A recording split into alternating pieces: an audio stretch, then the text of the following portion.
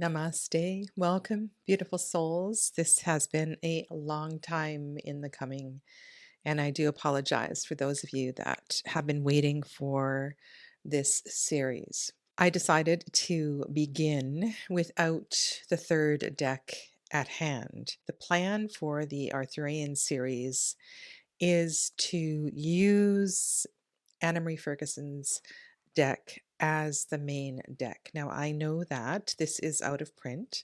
It's called Legend the Arthurian Tarot. Many of you likely know the creator, Anna Marie Ferguson, through the Llewellyn Tarot, which is you can also see in the small screen below.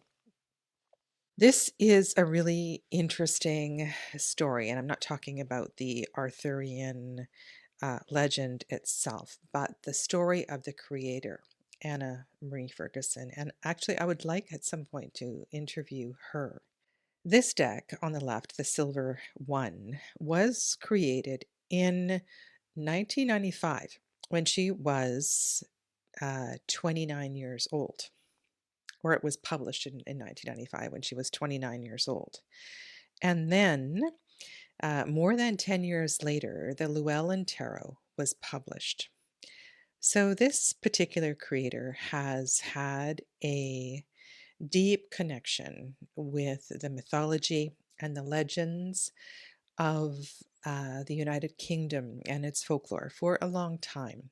She was very young when she created the legend, the Arthurian Tarot.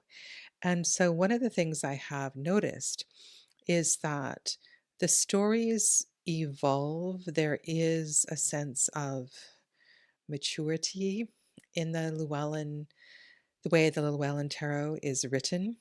I really do love that deck, and I think it offers a lot. But unfortunately, or fortunately, there's pros and cons both. Only the legends of the Mabinogion are connected to the majors only, whereas the deck that's on the left, the legend, the Arthurian Tarot, has a legend or part of the Arthurian tales that is connected to each and every card. And one of my questions here is, does the myth or does the aspect of this story accurately represent the archetype that it has been associated with?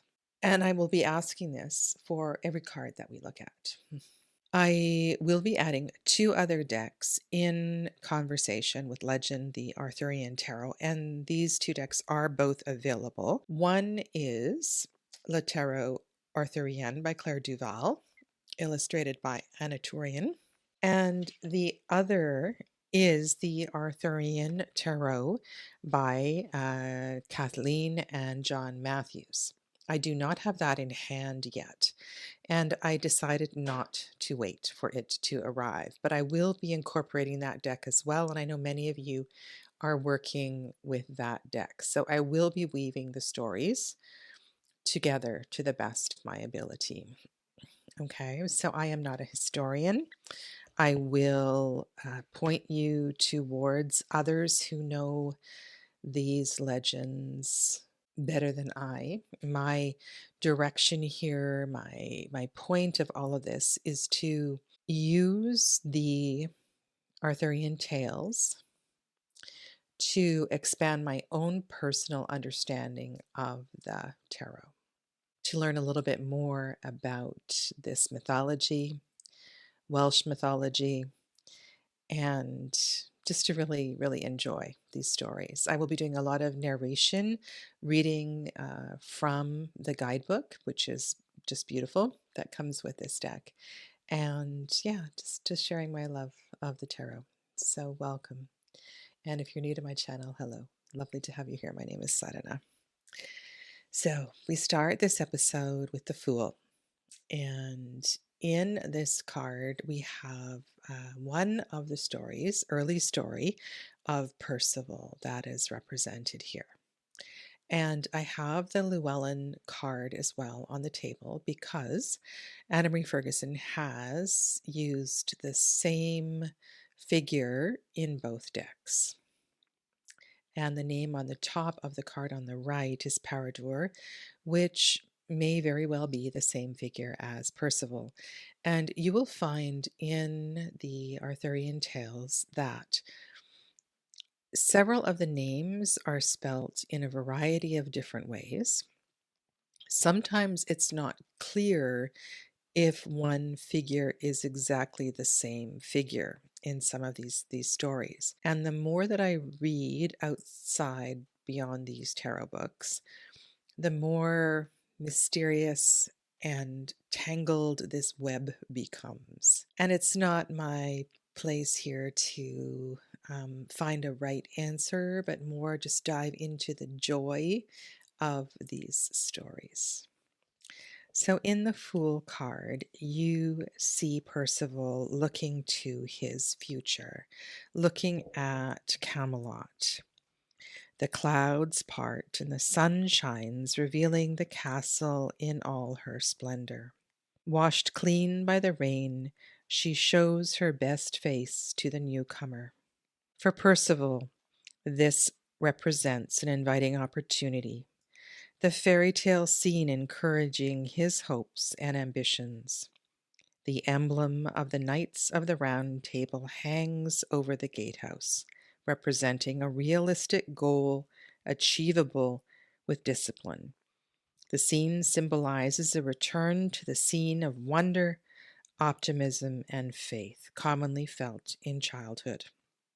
The dog expresses this exuberance and playful nature, reflecting Percival's positive outlook and bright hopes for the future. Everything about the card is fresh and new. The green of the trees symbolizes fertility and possibilities. The blue butterfly, beauty and freedom. The clear river, purity and goodwill. Percival gazes at the emblem of the round table. This expresses his infatuation with the goal while neglecting the path. This expresses his infatuation with the goal while neglecting the path. And I think that is a sentence to be highlighted or underlined here. Something perhaps to contemplate a little more deeply. When you look at a Fool card, are you focusing on the journey or the end point? And I think this is definitely an arguable point for what the Fool may represent. He seems oblivious to the fact that he stands on a ledge. Likewise, he does not notice the details, the sacrifices, and struggles that exist on the path to any goal. At this point, Percival is unaware that before becoming a knight, he must first be a squire. And the adventure begins. Parsifal means pure fool. Parsifal spent his childhood in a remote part of Wales. In being so far from the court, his mother had hoped to shield him from the heroic songs and tales that would encourage him to take up a career in arms. Despite all her efforts, however, Percival encountered this foreign world when one afternoon he happened across some of Arthur's knights passing through the forest. Having never seen a knight before, Percival was dazzled by the sight and thought them to be angels. Much to his mother's dismay, Percival was determined to follow them to Camelot and become a knight of the Round Table. It broke her heart to think of the dangerous and violent life Percival had chosen. But in realizing nothing would dissuade her innocent and inquisitive son, she saw him off with the gift of a new homespun tunic and some words of advice. On arriving in Camelot, Percival promptly asked to be made a knight.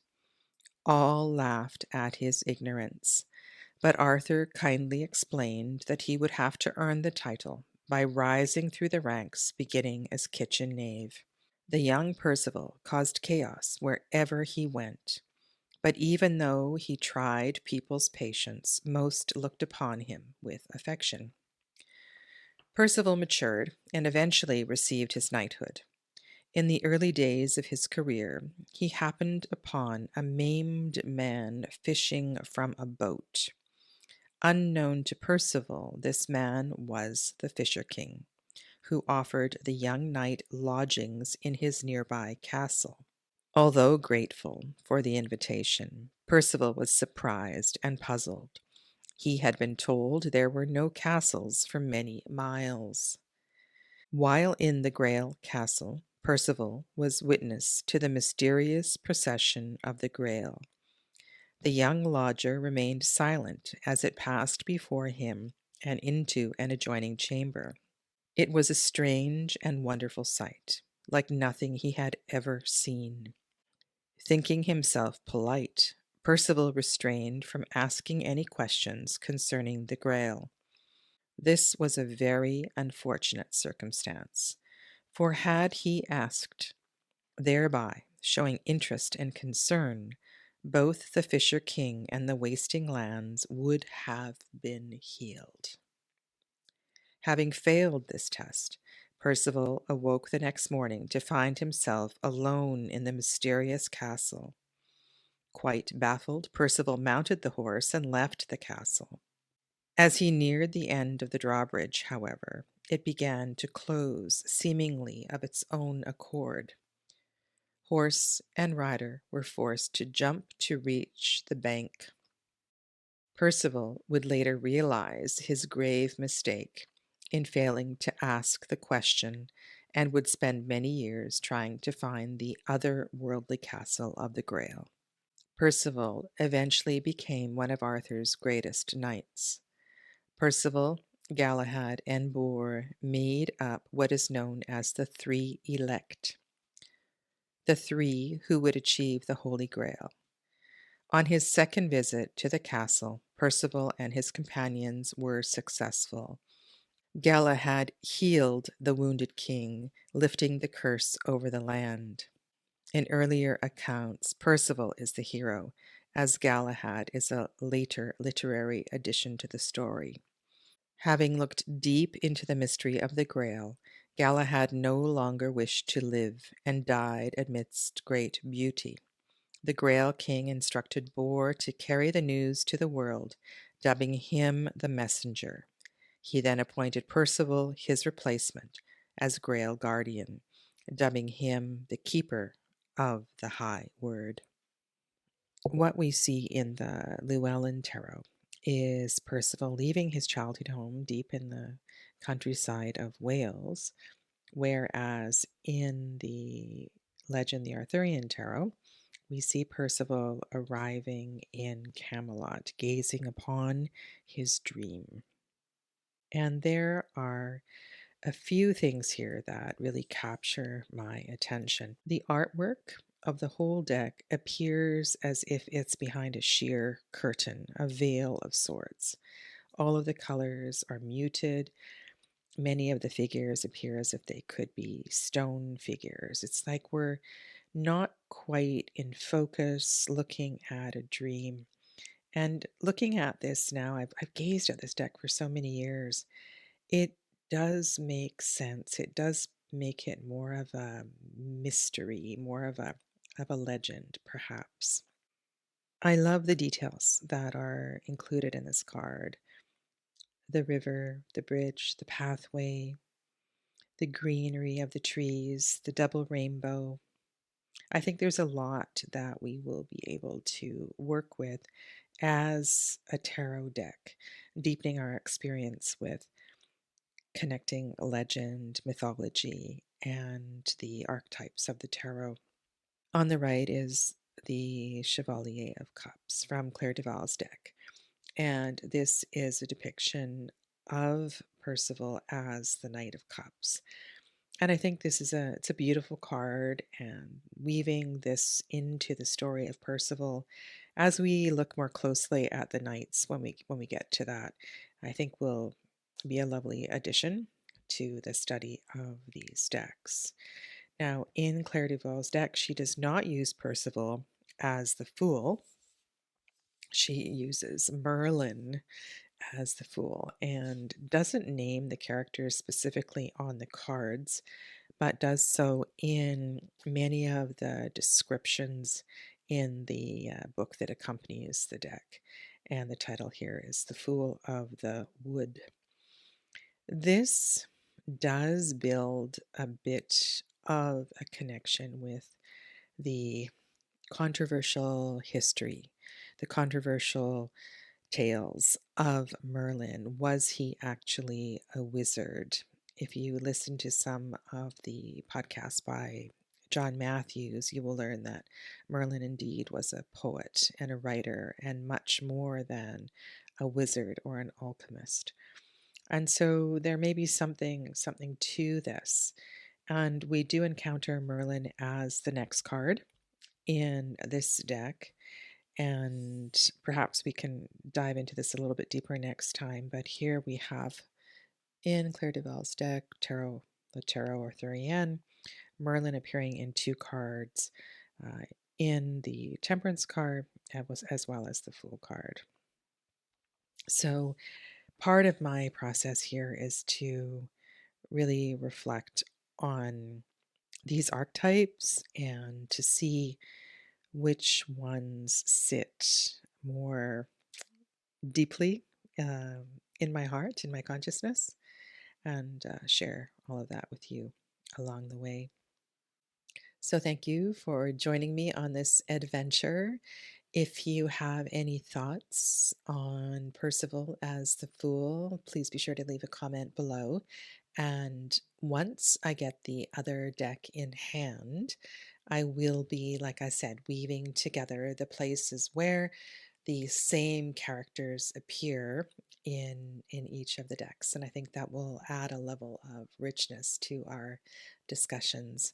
And there will be an opportunity for live conversation on my weekend chats. So be sure to subscribe and hit the notification bell so you know exactly when these live chats are going to be. Namaste, and thank you for being here.